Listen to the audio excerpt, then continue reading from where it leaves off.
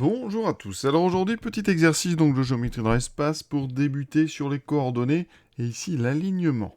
Donc on va prendre à chaque fois 3 points et on va essayer de déterminer si les points A, B et C donc sont alignés. On dispose des coordonnées de ces 3 points dans un repère OIJK. Tout d'abord, petit rappel de cours. Alors, comment démontrer que des points sont alignés? Alors, on va considérer 3 points distincts, donc soit A, B, C, 3 points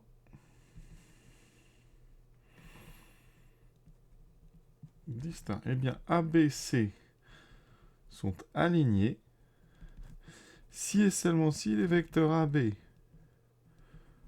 AC sont collinaires. Autrement dit, le vecteur AC est un multiple de AB, donc il existe un nombre K réel tel que AC est égal à K fois AB. Et ça avec des coordonnées, vous allez voir, ça veut dire que les coordonnées du vecteur AC et les coordonnées du vecteur AB sont proportionnelles. On va regarder tout de suite ça avec donc nos 3 points de la question 1. Vecteur AB. Donc les coordonnées, c'est coordonnées de B moins coordonnées de A. D'accord? 4 moins 2, 2, 2 moins 1, 1, 4 moins 5, moins 1. Coordonnées de AC. Donc coordonnées de C moins coordonnées de A. 6 moins 2, 4, 3 moins 1, 2, 3 moins 5, moins 2. La question qu'on peut se poser, est-ce que on pourrait multiplier les coordonnées de AB pour donner celles de AC? Donc on va regarder. Vous voyez ici, il faudrait multiplier par 2 pour les X. Pour les Y, on a aussi par 2. Donc on peut se dire, tiens, ça commence bien. Et ici, pour les Z, on a moins 1 fois moins 2. Effectivement, c'est fois 2. Donc conclusion, qu'est-ce qu'on déduit de tout ça? Donc les coordonnées sont proportionnelles, et même mieux, on a trouvé que AC, c'est égal à 2 fois AB. Et donc, eh bien là, on a forcément collinéarité. Donc AC et AB sont collinaires. Et donc, A, B et C vont être alignés. Dans le cas, vous voyez, où les points sont alignés, c'est assez simple à rédiger parce qu'on va trouver en fait le coefficient ici pour passer de AB à AC. On a trouvé ici que c'était x2. Et la plupart du temps, c'est très simple à trouver. Et donc, c'est plus pratique effectivement, vous allez voir, quand c'est aligné, parce que on va voir tout de suite un deuxième exemple. Quand les points ne sont pas alignés, eh bien justement, on n'a pas ici un même coefficient, et donc on n'a pas collinéarité. Ici, donc notre deuxième exemple, vecteur AB, donc 3 moins 2, 1, 2 moins moins 1. 2 moins moins 1, ça fait 3, 4 moins 5, moins 1. AC, moins 3 moins 2, moins 5, moins 3 moins 1, moins 3 plus 1, moins 2, 3 moins 5, moins 2. Et là, vous voyez, qu'est-ce qu'on va faire? Alors, il y a plusieurs façons, on voit tout de suite que ce n'est pas proportionnel. Alors, je pense que sur une copie, on peut tout à fait accepter les coordonnées de AB et AC ne sont pas proportionnelles. C'est des choses qu'on voit assez bien. Donc, A, B et C sont non alignés. Alors, si vous voulez vraiment le justifier proprement, comment peut-on faire? C'est pas si évident que ça, parce qu'on n'a pas vraiment un outil particulier pour ça. On a juste tableau de proportionnalité. Donc ici, on peut indiquer une multiplication par moins 5 et montrer par exemple qu'en bas, ici, on a une multiplication par 2. Donc ça n'est pas la même multiplication. Et donc on comprend que c'est de ça que vous en déduisez que les coordonnées ne sont pas proportionnelles. Autre méthode, on peut utiliser ce fameux produit en croix qui doit être vérifié dans les tableaux de proportionnalité. Donc ici, vous voyez, vous regardez les deux premières coordonnées 1 et 3, moins 5, moins 2, et vous voyez bien qu'ici, si on faisait un petit produit en croix, on aurait une fois moins 2, et l'autre diagonale, 3 fois moins 5, ça fait moins 15. Et ça les deux ne sont pas égaux, donc on n'a pas un tableau de proportionnalité, donc les coordonnées ne peuvent pas être proportionnelles à partir du moment où les deux premières coordonnées déjà ne le sont pas. Alors, il faut faire attention parce que on pourrait très bien avoir les deux premières coordonnées proportionnelles et pas les deux autres.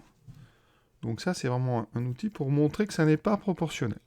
Troisième exemple, AB, 3 moins 2, 1, 3 moins 1, 2, 5 moins 5, 0. AC, 4 moins 2, 2, 5 moins 1, 4, 3 moins 5, moins 2. Ici, petit exemple avec une seule des coordonnées qui est nulle. Si une seule des coordonnées est nulle, vous ne pouvez pas avoir proportionnalité. Pourquoi? Parce que forcément, en haut, ici, vous aurez un coefficient qui est non nul. Donc ici, c'est x2, alors qu'en bas, eh bien, vous voyez, pour passer de 0 à moins 2, eh bien, on ne peut pas. D'accord? Et donc, on a un problème. Conclusion, ça ne peut pas être un tableau de proportionnalité. Donc ici, on dit les coordonnées de AB et AC ne sont pas proportionnelles. Ça, c'est la phrase qu'on écrira à chaque fois. Donc, A, B et C sont non alignés.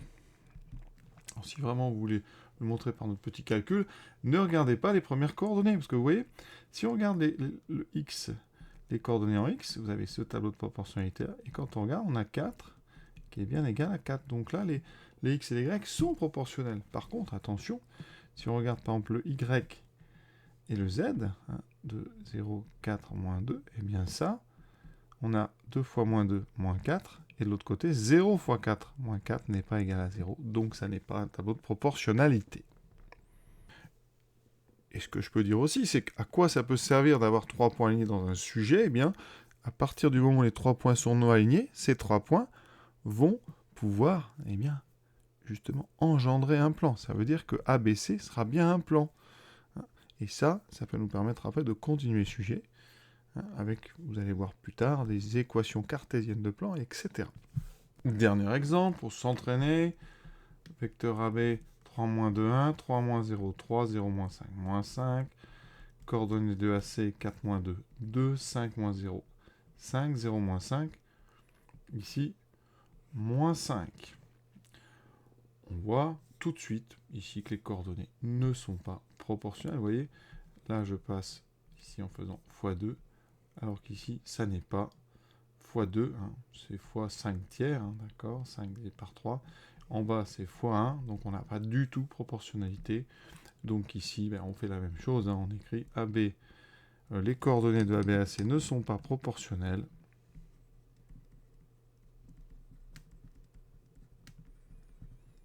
Ne sont pas